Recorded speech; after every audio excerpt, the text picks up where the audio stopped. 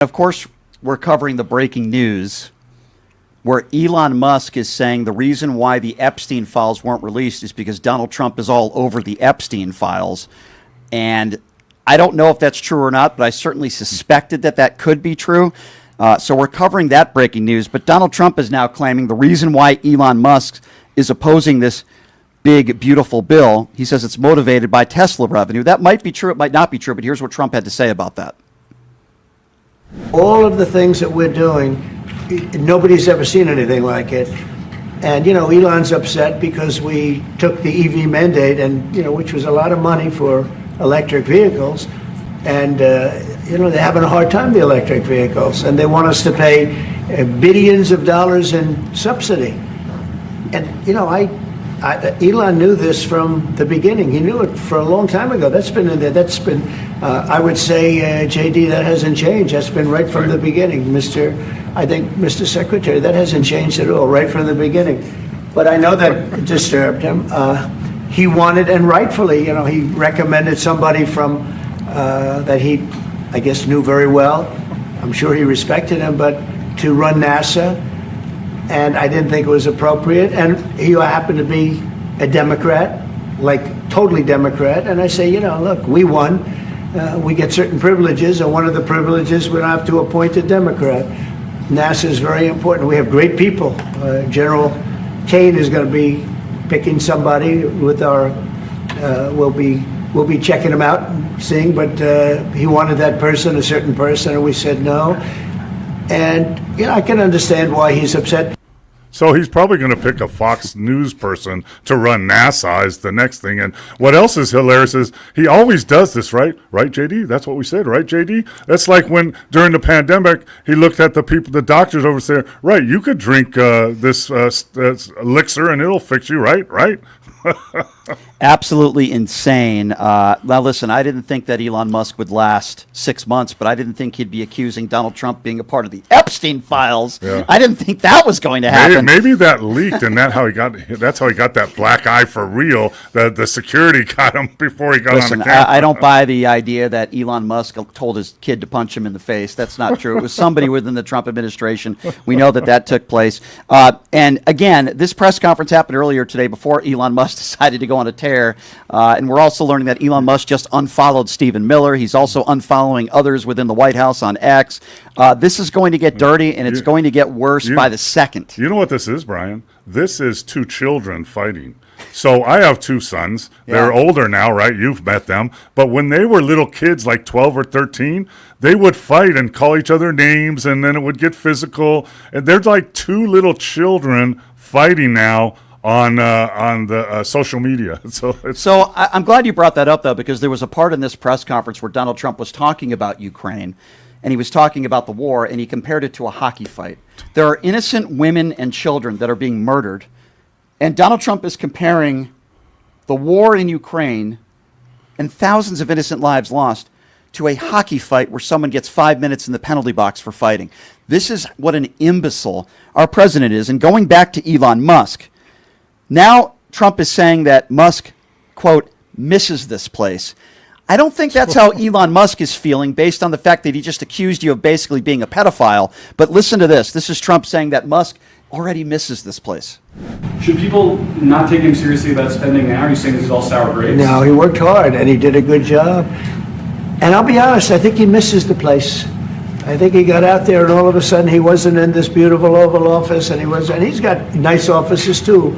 But there's something about this one. I was telling the chancellor, this is where it is. People come in here, even from Germany. They come in and they walk into the Oval Office, and it's just a special place. It's World War I, it started and it ended here, and World War II, and so many other things. Everything I think that ended on a battleship. Comes right from this beautiful space. It's now much more beautiful than it was 6 months ago. A lot of good things are happening in this room. And I'll tell you, he's not the first. People leave my administration and they love us. And then at some point they miss it so badly. And some of them embrace it and some of them actually become hostile. I don't know what it is. It's sort of Trump derangement syndrome, I guess they call it. But we have it with others too. They leave and they wake up in the morning, and the glamour's gone, the whole world is different, and they become hostile. I don't know what it is. Someday you'll write a book about it, and you'll let us know. So there you go. Donald Trump saying that Elon Musk has Trump derangement syndrome. I don't think Elon Musk, who has a very large ego, took that very kindly. And we're also, again, following the breaking news that Elon Musk is accusing Donald Trump of being on the Epstein file list, and that's the reason why Bondi did not release the Epstein files. This is going to get uglier by the second, I would imagine. I didn't think it would get this ugly this fast, Mo. But this is, listen, half of Donald Trump's administration, this is where I agree with Donald Trump. They usually leave and usually they don't have very nice things to say about you. Half of his first administration didn't support him and vote for him, including his former vice president. So yes, this is something that happens a lot with Donald Trump, whether he's in office or not, where people usually don't get along with him and things don't end very well. It's going to happen for a lot of others in his administration, I'm sure. Elon Musk was just the first domino to go down, for lack of a better term. But, so let's back up to Ukraine, right? And the comments he did about a hockey fight. Well, that's because he has no empathy. He has no idea about empathy and feeling sorry for people, no matter who they are. So he just said, oh, it's like a hockey fight, no big deal. And then for people that leave his administration or whatever, to think that, well, they still love me and they miss me, but they write nasty books about me. If I worked here, Brian, on your show and you fired me and I still loved you, I wouldn't write a book about you. I'd keep it to myself. Right. I would hope not. And I would not have Brian but this syndrome. This is unprecedented times that we are living in today. And as this breaking news just came out, I didn't see this coming. I knew that Elon and Trump would eventually collide. I didn't think it would happen this fast. But I can tell you this, there is no going back now. They're not going to just become friends again. I think this relationship is over. Well, the bottom line is when he cut off his funding. Can you imagine, though, Caroline Leavitt, her next White House press conference where somebody says, what do you make of Elon Musk claiming that the reason why you guys haven't released the Epstein files is because Elon says Trump is in there? Someone's going to have to ask that. Well, he's going to say that's a bad question. You're a bad journalist. And we all know what's happening in the media in the White House. They're just eliminating people and putting people they want to ask the simple softball question. So and they'll just say, well, that's a bad question. You're just after us, and move on. As we speak by the second, Elon Musk is unfollowing members in the Trump administration. That's child's play, right? Childish behavior. Hey, I'm not friends with you anymore. Childish behavior. But here's the thing. Elon probably does have a lot of information on Donald Trump that a lot of people don't know about. So when I'll tell you, like, thinking back, I'm telling you, people in his administration told him, no, don't do that. Don't let him have that access. And he's the smartest guy in the room, so he let him have it. Yeah, absolutely. because he could be bought. Yeah. Elon Musk also said earlier today, before I went on the air, that he was the reason why Donald Trump won. By the way, I agree with that.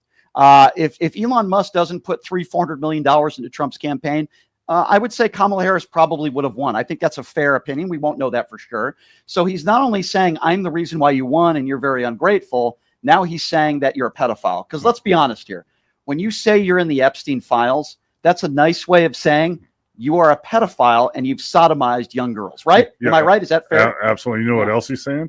I can do it again to somebody else. Right. I can push my money on the other side and make you lose. Well, he also tweeted out, Mo, Trump has 3.5 years left as president, but I'll have the next 40 years. That's what he tweeted that out today, too. So that's proof that it can be bought, right? You have to believe that Donald Trump is worried right now. Oh, absolutely. He has to have a lot more information.